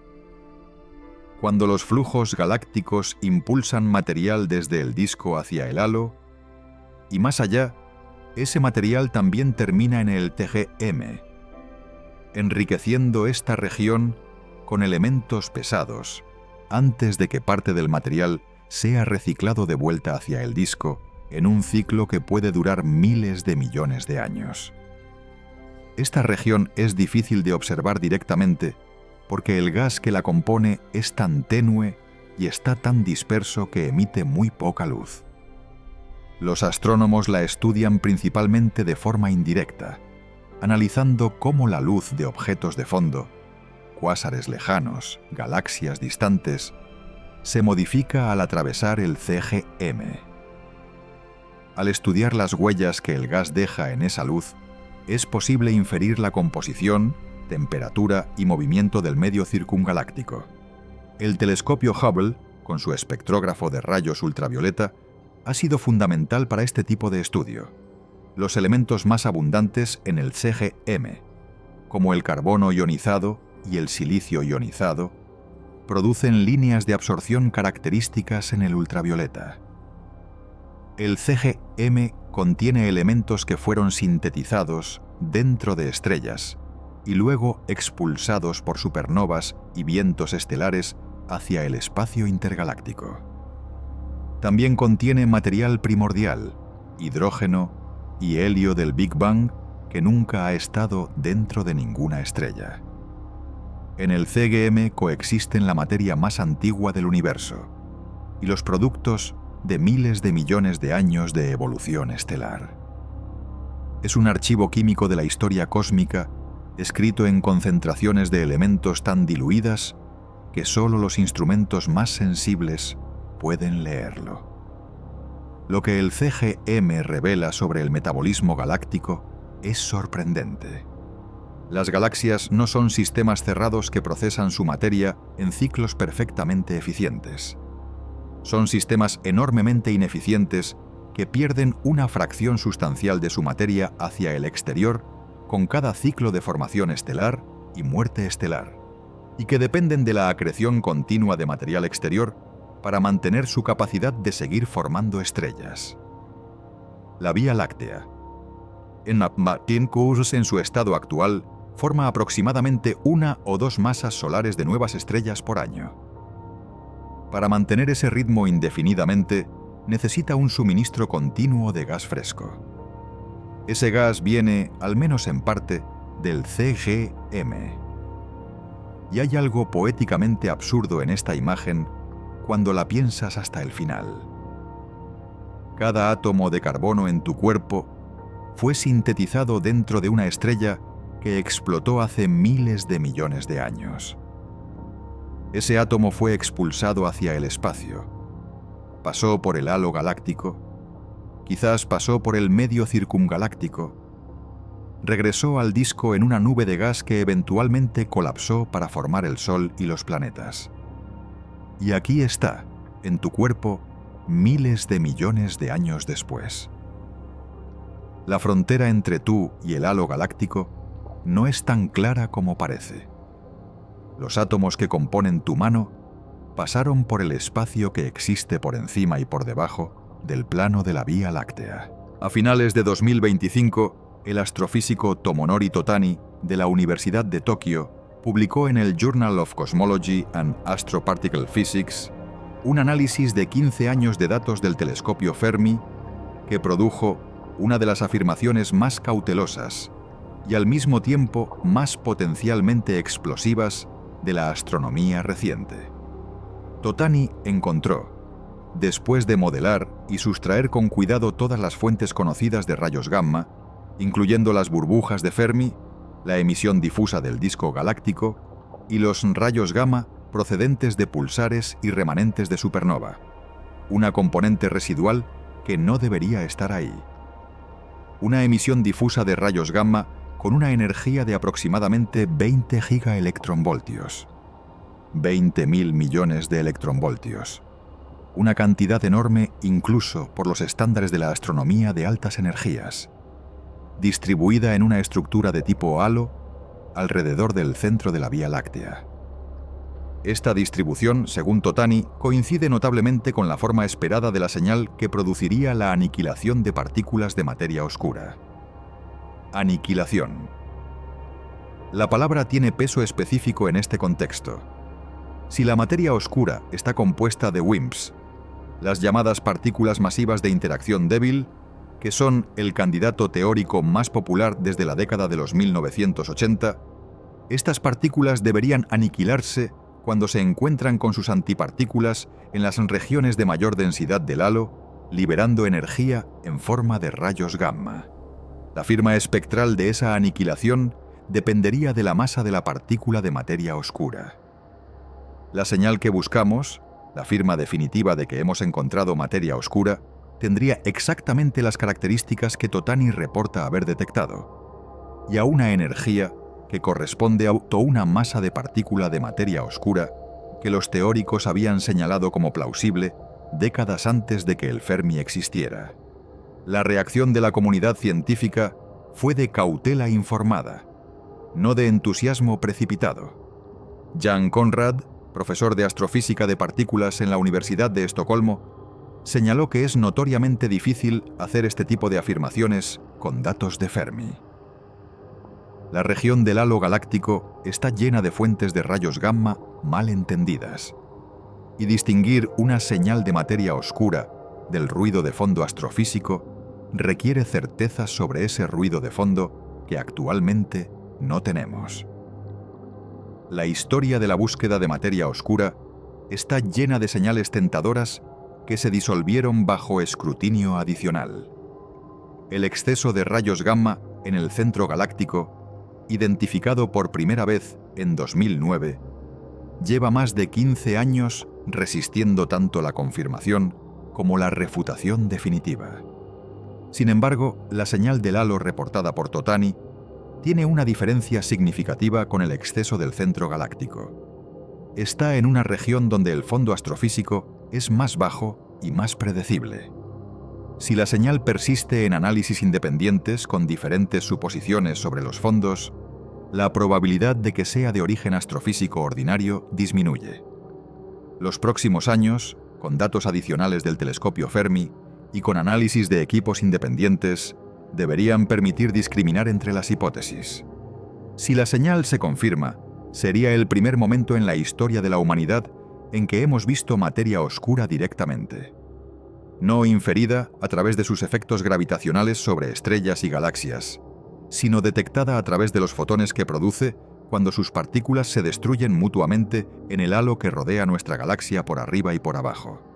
El halo podría guardar esa respuesta, o podría guardar algo completamente distinto que todavía no sabemos imaginar. Hay un obstáculo fundamental que atraviesa toda esta historia y que raramente se menciona con suficiente honestidad. Nosotros estamos dentro. Estamos atrapados dentro del disco de la Vía Láctea. No tenemos la perspectiva aérea que tenemos de otras galaxias espirales. Para estudiar nuestra propia galaxia, dependemos de técnicas indirectas, de datos de múltiples longitudes de onda combinados pacientemente, de telescopios que miden las posiciones y velocidades de miles de millones de estrellas para reconstruir la estructura que habitamos. El satélite Gaia de la ESA, lanzado en diciembre de 2013, ha revolucionado este campo más que ningún instrumento anterior. Con su capacidad de medir las posiciones, distancias y velocidades de más de 1 billón de estrellas con una precisión sin precedentes. Errores angulares menores que el diámetro de una moneda vista desde la Luna. Gaia ha permitido construir la imagen tridimensional más detallada de la galaxia que jamás hemos tenido. Fue Gaia quien reveló la forma inclinada del halo estelar. Fue Gaia quien permitió identificar los restos de Gaia Sausage Enceladus. Fue Gaia quien mostró que la Sagitario ha colisionado con el disco de la Vía Láctea al menos 3 veces. Fue Gaia quien reveló más de 100 corrientes estelares donde antes conocíamos apenas una docena. Fue Gaia quien permitió detectar la posible fusión radial de Virgo hace solo 2,7 mil millones de años. Pero Gaia tiene límites. Mide con más precisión cerca de nosotros y con menos precisión en las regiones más remotas del halo. El telescopio espacial Nancy Grace Roman de la NASA, cuando entre en operaciones, extenderá estas capacidades hacia las regiones más externas del halo, donde las estrellas son más escasas y más difíciles de identificar. El telescopio Vera Rubin, cuyo LSST, el legado del espacio y el tiempo, comenzará en breve a fotografiar el cielo sur noche tras noche durante 10 años, descubrirá probablemente cientos de nuevas corrientes estelares, nuevas galaxias satélites, nuevas estructuras en el halo exterior que actualmente son demasiado tenues para cualquier instrumento existente. Hay algo profundamente humano en este esfuerzo. No podemos salir de la galaxia para verla desde afuera. Probablemente nunca podremos. Estamos condenados a estudiarla desde dentro, construyendo una imagen tridimensional de nuestra propia existencia cósmica a partir de fragmentos, inferencias y modelos. Es como tratar de reconstruir el aspecto de tu propia cara sin espejo, usando únicamente el tacto, los relatos de otros y ecuaciones matemáticas que describen cómo la luz viaja a través de un espacio que nunca podrás ver completo. Y sin embargo, con esas herramientas imperfectas, hemos logrado algo notable. En el transcurso de poco más de una década, hemos pasado de pensar que el halo galáctico era una esfera homogénea de estrellas distribuidas al azar, a entender que es una estructura inclinada, multifásica, magnética, activa, con burbujas de energía colosales, con campos magnéticos organizados a escala de kiloparsecs, con nubes frías sobreviviendo milagrosamente en ambientes letales, con los restos de múltiples galaxias devoradas a lo largo de miles de millones de años, con corrientes estelares que codifican la historia de cada colisión, y posiblemente con señales de la materia oscura que constituye la mayor parte de su masa. Todo eso existía antes de que lo supiéramos. Estaba ahí por encima de nuestras cabezas y por debajo de nuestros pies en cada momento de la historia humana. Todas las civilizaciones que miraron el cielo nocturno, todos los filósofos que especularon sobre la naturaleza del cosmos, todas las generaciones que vivieron y murieron sin saber que habitaban el interior de una estructura de esta complejidad. Lo que sabemos ahora no es el final de la historia. Es el principio del capítulo donde empezamos mañana a entender la magnitud de lo que no sabemos. Detengámonos un momento en algo que resulta llamativo cuando se consideran todas estas capas juntas. El disco visible de la Vía Láctea, donde habitan casi todas las estrellas que conocemos y donde reside el Sol, tiene un grosor de entre 1000 y 2000 años luz. El halo estelar que lo rodea se extiende 150.000 años luz en todas las direcciones.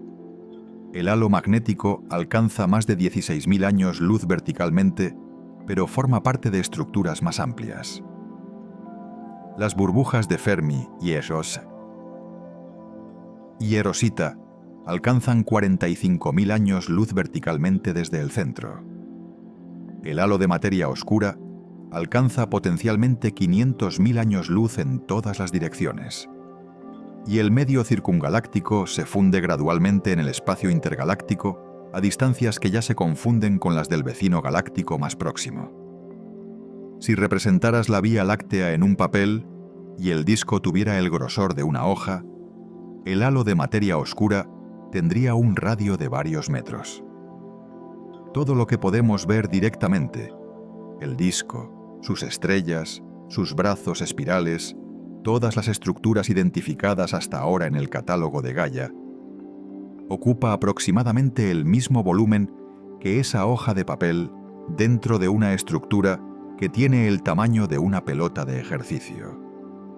El universo, en este sentido, es mayoritariamente vacío de lo visible y mayoritariamente lleno de lo invisible. Y lo invisible no es pasivo. Es lo que mantiene unido todo lo demás. Es lo que determina cómo se mueven las estrellas. Es lo que atrae a las galaxias enanas hacia nosotros y eventualmente las devora. Es el armazón sobre el que la materia ordinaria construye sus estructuras. Hay una idea en física que se llama el principio de mediocridad. La noción de que nuestra posición en el universo no es especial, que somos un sistema planetario más dentro de una galaxia ordinaria, dentro de un universo estadísticamente homogéneo. Es un principio útil, estadísticamente razonable, filosóficamente humilde. Pero quizás hay una forma más precisa de formularlo. No somos especiales. Pero tampoco somos simples. El lugar que habitamos, esta burbuja de espacio en el brazo de Orión, de un disco galáctico sumergido en capas de halo que se extienden hasta el horizonte de otra galaxia, es extraordinario no porque seamos únicos, sino porque el universo es así de complejo en todas partes. No hay rincón del cosmos que sea sencillo una vez que tienes las herramientas para mirarlo con suficiente detalle. La complejidad no es nuestra por ser especiales. La complejidad es universal. Y la Vía Láctea, con todas sus capas y misterios, es apenas el ejemplo más cercano de esa complejidad. La galaxia más accesible que tenemos. El laboratorio cósmico que podemos estudiar desde adentro, con todas las limitaciones y todas las ventajas que eso implica. Vuelve a esa noche despejada. Vuelve a esa franja pálida de luz que atraviesa el cielo de horizonte a horizonte. Ahora la ves diferente.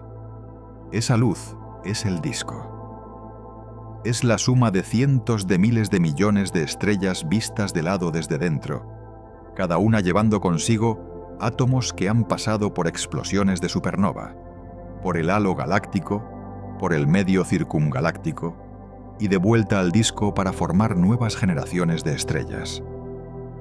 Pero por encima de esa luz, en el espacio oscuro que parece vacío, existe el halo estelar, con sus estrellas dispersas orbitando en trayectorias caóticas. los restos desintegrados de galaxias que fueron devoradas hace 10.000 millones de años y cuyos fantasmas siguen moviéndose por el halo en corrientes silenciosas que Gaia está apenas comenzando a cartografiar. Existen las burbujas de Fermi y las burbujas de Rosita, columnas de plasma de 50.000 y 90.000 años luz de altura respectivamente, emergiendo del centro galáctico, invisibles a tus ojos, pero irradiando en el espectro gamma y en rayos X de forma continua. Neutrinos de altísima energía escapando de su interior hacia el cosmos. Existe el halo magnético, con sus crestas y filamentos organizados por los vientos que las muertes de las estrellas enviaron hacia arriba durante millones de años. Existe el medio circungaláctico, la atmósfera difusa de la galaxia, donde el gas primordial del Big Bang todavía merodea sin haberse incorporado nunca a ninguna estrella, mezclado con los elementos que las supernovas expulsaron y que algún día regresarán al disco. Y más allá de todo eso, extendiéndose hasta 1.000.000 de años luz en todas las direcciones, existe el océano oscuro e invisible de materia de tipo desconocido que contiene la mayor parte de la masa de todo lo que llamamos nuestra galaxia, ya en contacto con el halo igualmente oscuro de Andrómeda, mezclándose silenciosamente mientras los núcleos visibles de las dos galaxias todavía se ven separados en el cielo. Todo eso existe ahora mismo, en este instante, por encima de tu cabeza. La Vía Láctea no tiene bordes, solo tiene gradientes, densidades que disminuyen, temperaturas que cambian, campos magnéticos que se debilitan, y en algún lugar, en esa transición continua, la materia que alguna vez fue parte de una estrella que explotó hace 1.000 millones de años está flotando en el halo, esperando quizás ser atraída de vuelta hacia él, el disco en una próxima generación de formación estelar. La galaxia recicla, la galaxia respira, la galaxia devora y construye y expulsa y atrae con una paciencia que ningún reloj humano puede medir. Nosotros vivimos en su interior más pequeño y más brillante, mirando hacia afuera, hacia capas de misterio que apenas estamos empezando a nombrar. Y lo notable no es que existan esos misterios. Lo notable es que tenemos los instrumentos, el lenguaje matemático y la curiosidad para comenzar a desvelarlos desde este punto de vista privilegiado y limitado al mismo tiempo, desde dentro de la única galaxia que podemos estudiar como si fuera nuestra casa. Porque lo es. En este canal encontrarás más exploraciones de esta profundidad: ciencia, espacio, física, las preguntas que cambian la forma en que ves el mundo. Si este tipo de viaje es el que buscas, suscríbete. Siempre hay más por descubrir.